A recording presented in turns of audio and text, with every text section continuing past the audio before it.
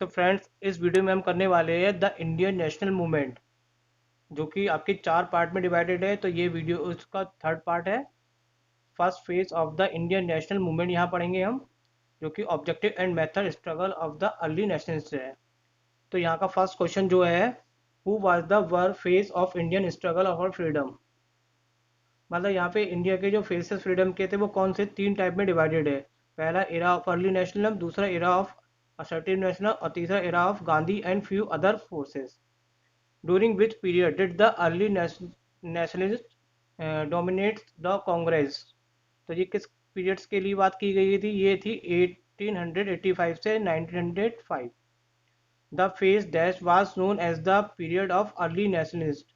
ये भी पीरियड आपका सेम है दोनों, 1885 से 1905। तो दोनों का पीरियड सेम है, दोनों को अलग अलग नाम से जानते हैं। फोर्थ क्वेश्चन है द अर्ली नेशनलिस्ट कौन कौन थे। तो देखिए, मैंने जहाँ पे जानबूझ के ऑल लिखा हुआ है, इनके नाम आपको याद करने हैं। तो जितने भी ये नाम है सारे नेशनलिस्ट के नाम है, इसमें से कोई भी नाम आपसे पूछा जा सकता है।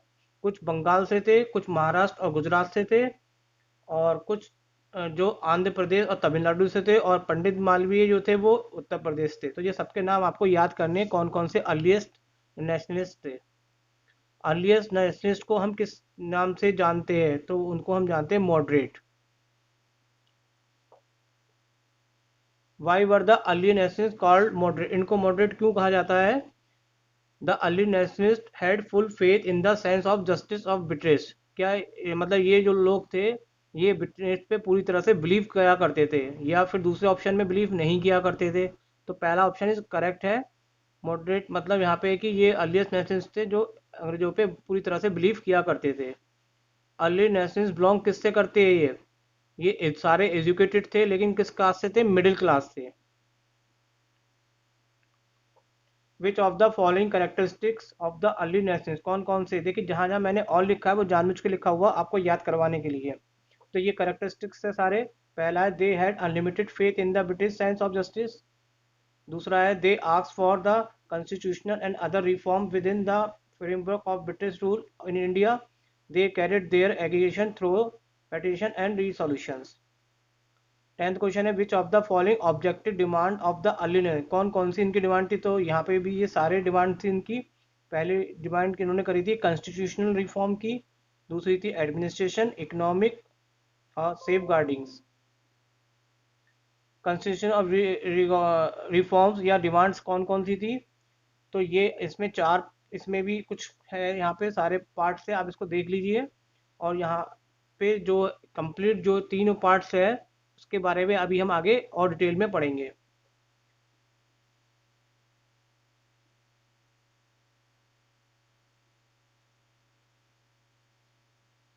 एडमिनिस्ट्रेशन रिफॉर्म में कौन कौन सी थी, wider employment of Indian in the higher service, adequate representation of Indian in the educative counselling of victory those of the government. Second थी साइमल्टेनियसली एग्जामिनेशन इंडिया, मतलब एक साथ एग्जामिनेशन कराया जाए सिविल और इंग्लैंड में। और थर्ड जो थी, उसमें जो सेपरेशन थे वो एग्जीक्यूटिव और जुडिशियल फंक्शन में सेपरेशन की डिमांड की गई थी।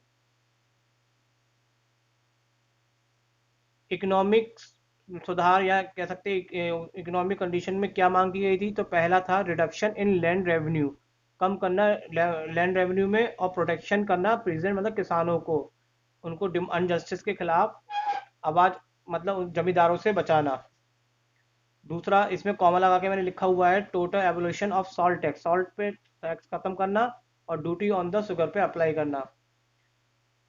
Giving cheap loan to the peasant, किसानों को लोन प्रोवाइड करना, हैवी टैक्स करना इंपोर्टेड गुड्स पे। तो ये सारे उनके डिमांड थे। Safeguarding the civil liabilities में कौन कौन से डिमांड किए गए थे। Abolition of the prevention detention act and restoration of individual rights, opposed tooth and nail the supervisions of the freedom of speech and expression. They were demanding right to assemble and to form association। तो ये सारे उनके demands.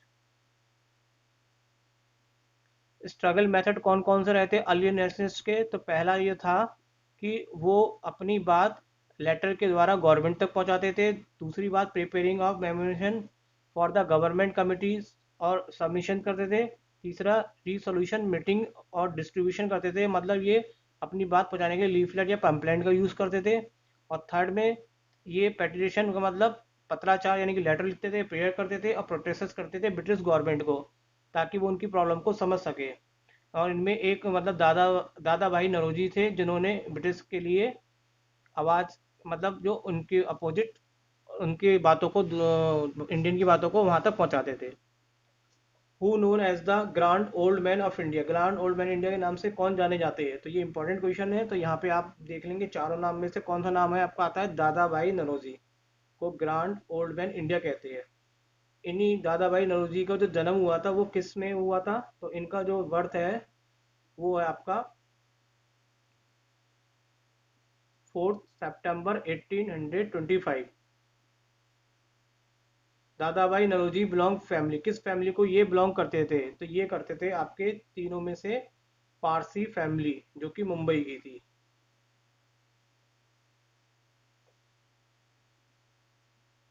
In which year दादा भाई नौरोजी बाद appointed professor of mathematics in the Elphinstone college Bombay, जिसको आज की डेट में मुंबई कहा जाता है। तो आप इसमें दो तीन बातें याद रखिए। तो कॉलेज का नाम पूछा जाएगा आपसे इसमें, दादा भाई नौरोजी, और दूसरा किस सब्जेक्ट में प्रोफेसर थे, और तीसरी बात ये किस ईयर में थे। तो यहाँ पे ईयर का नाम जो है यहाँ पे इन ऑप्शन में से आपका है 1854।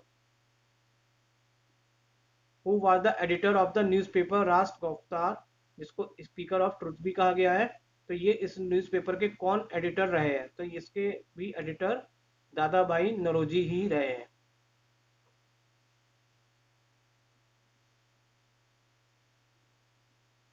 दादा भाई नौरोजी स्टार्टेड अ मैगजीन, उन्होंने किस नाम से मैगजीन स्टार्ट करी थी? तो मैगजीन के जो नाम था उनका वो था धर्म मार्गदर्शक, option B.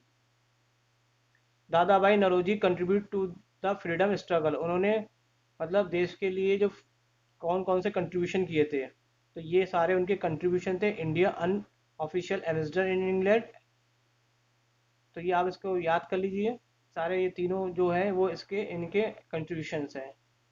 Dadabhai Naoroji contribution as India unofficial ambassador के रूप में क्या क्या इनके कंट्रीब्यूशन थे?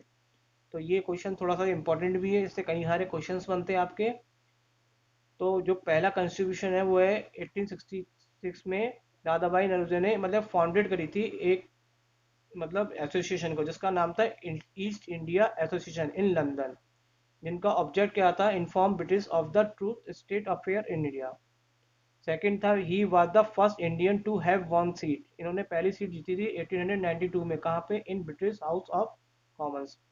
Third, the effort of Dadabhai और ब्रैड लफ ने दोनों ने मिलके, दोनों की कोशिशों से एक एक नियम पास हुआ था, जो इंडियन सिविल सिविल सर्विस का जो नियम होता है एग्जामिनेशन, वो एक साथ इंग्लैंड और इंडिया दोनों में कराया गया।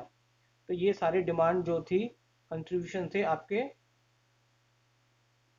दादा भाई नौरोजी के एज अ रूप Indian unofficial ambassador in England में। यहाँ पे एक मिस्टेक है, ड्यूरिंग सॉन्ग नहीं है, सॉन्ग की जगह यहाँ पे लॉन्ग है। तो long stay in England, long stay होने के कारण मतलब काफ़ी समय तक ये इंग्लैंड में रहे। तो Dadabhai Naoroji made friendship with eminent English man like, तो उनके कुछ फ्रेंड्स बन गए थे। तो वो फ्रेंड्स के नाम कौन कौन से थे जो इंग्लैंड में इनके बने थे? ग्लैडस्टोन, ब्रैडलफ, ब्राइट, तो ये तीनों नाम जो है वो इनके फ्रेंड्स के थे। दादा भाई नौरोजी फाउंड विद W.C. बनर्जा, तो इन्होंने कौन सी चीज की सोसाइटी की फाउंड की थी यहाँ पे? तो वो थी यहाँ पे द लंदन सॉरी, थोड़ा गला में खराश आ गई थी। तो आप ये देख लीजिए यहाँ पे क्वेश्चन नंबर 25। क्वेश्चन नंबर 26 पे आते हैं, दादा भाई views on Indian economic and exploitation of India could be gathered from his book. तो इनकी जो बुक्स थी वो क्या नाम थी बुक का इसमें? Poverty and un British rules in India.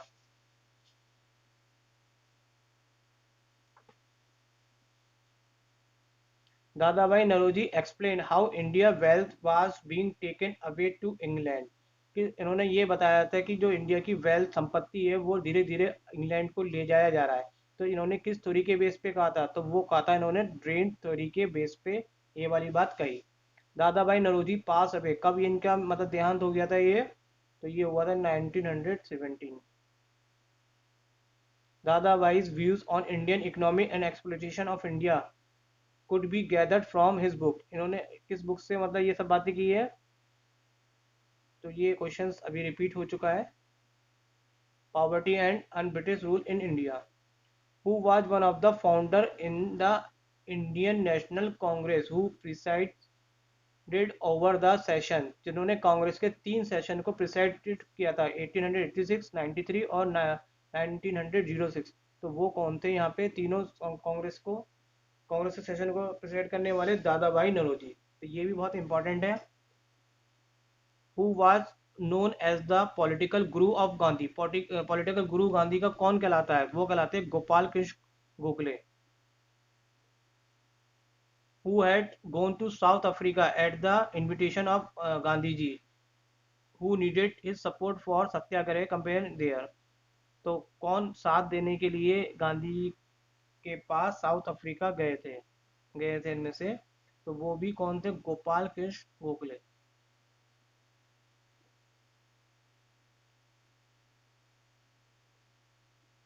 How many days Gopal Krishna Gokhale stay in south Africa, south Africa में वो कितने दिनों तक वहां पे रहे थे, 10 डेज, 30 डेज, 26। तो यहाँ पे आंसर है 26 days. Who get the credit for bringing back Gandhi ji to Indian political, कौन गांधी जी को वापस लाने वाला है पॉलिटिकल में, तो वो थे यहाँ पे भी गोपाल कृष्ण गोखले, जो उनको साउथ अफ्रीका से वापस लाए थे। गोपाल कृष्ण गोखले वाज बॉर्न, इनका जन्म हुआ था, देखिए सब में ऑप्शन है कोल्हापुर इन महाराष्ट्र, लेकिन सन सब में अलग है, तो सन कौन सी थी आप ध्यान रख लीजिएगा, 1866 कोल्हापुर और महाराष्ट्र में हुआ था। इन्होंने ग्रेजुएट कहाँ से किया था, तो ये भी एल्फिन स्टोन कॉलेज से किया था मुंबई में, और 1884 में। एट द एज 20 साल की उम्र में गोपाल कृष्ण गोखले मतलब प्रोफेसर बन गए थे। तो ये किस सब्जेक्ट से प्रोफेसर बने थे और कौन से कॉलेज में, कॉलेज का नाम भी आप ध्यान रखेंगे, और सब्जेक्ट इनका क्या था यहाँ पे, history and economics. Gopal Krishna Gokhale edited a quarterly journal of the Poona सार्वजनिक सभा, तो ये किस में इनके कौन से एडिट की गई है, सुधमार। 1904 who was the awarded the title of CIE, CIE में कौन अवार्डेड, इनको किनको अवार्ड दिया गया था, गोपाल कृष्ण को। हु सेड, ये तीनों बातें यहाँ पे जो लिखी हुई है ये किस किसने कही थी, द ट्रू स्वदेशी movement is both a Patrick and economic movement, India density is to obtain honorable place among the family of national, I would rather be wrong with the Prasad than right without him। तो ये तीनों बातें किन्होंने कही थी, तो तीनों बातें ये किसके द्वारा कही गई है, गोपाल कृष्ण गोखले के द्वारा। इन 1905 गोखले एस्टेब्लिश द, तो इन्होंने कौन सी सोसाइटी को एस्टेब्लिश किया था, servant of India society. Servant of India के जो मेंबर होते हैं उसको रिक्वायर्ड मतलब बनने के लिए मेन चीज वो क्या चीज है, क्या होना चाहिए main, love of the Motherland, अपनी जमीन अपने देश के प्रति प्यार होना बहुत जरूरी था इनकी सोसाइटी का मेंबर बनने के लिए। गोखले डाइट, गोखले की जो डेथ हुई थी वो हुई थी आपकी 49 की उम्र में हुई थी, और ईयर जो था वो आपका यहाँ पे 1915, option A. Who pleaded for reduction in the salt duty, pleaded का मतलब वकालत करना, किन्होंने वकालत करी थी कि सॉल्ट का रिडक्शन करना चाहिए, और एवोल्यूशन किस पे, excise duty of cotton goods पे करना चाहिए। तो इन्होंने ये भी यहाँ पे कौन है, गोपाल कृष्ण गोखले ने। Who was known as the Indian work, ये इनको जाने वाले कौन है जो इस नाम से जाने जाते हैं, वो है Surendranath Banerjee. Surendranath Banerjee was born 1848 in Bengal. Who was the first to qualify for Indian civil service examination, पहला व्यक्ति कौन था जिसने आईसीएस का एग्जाम्स को पास किया था? तो सुरेंद्र नाथ जो थे वो फर्स्ट पर्सन थे जिन्होंने आईसीएस एग्जामिनेशन पास किया। हु सेड, ये बात किसने की थी? Opposition where necessary, cooperation where possible. तो ये एक स्लोगन टाइप का है, तो ये बात जो स्लोगन दिया था वो किसके द्वारा दिया गया है? तो ये भी स्लोगन जो है वो सुरेंद्र नाथ बनर्जिया के द्वारा दिया गया है। Book are national in making is related, ये बुक का नाम किससे रिलेटेड है? यानी इट मीन्स यहाँ पे तीन नाम है, तो ये किसके नाम से रिलेटेड है? ये सुरेंद्र नाथ बनर्जिया जो है इस बुक से रिलेटेड है।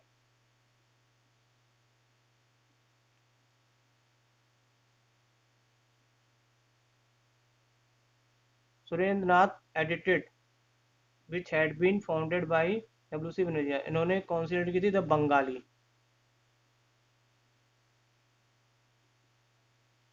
Who twice preside over the session, कि इन्होंने दो बार कांग्रेस सेशन को प्रिसाइड किया था, इन 1905 और 902 में।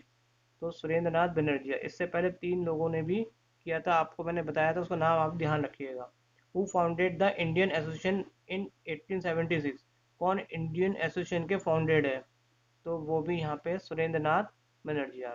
तो फ्रेंड्स यहाँ पे सारे एमसीक्यू कंप्लीट होते हैं, और अभी मैं एक दो वीडियोस जल्दी से और प्रोवाइड कराने वाला हूँ, क्योंकि एग्ज़ाम्स आपके बहुत नज़दीक है यहाँ पे।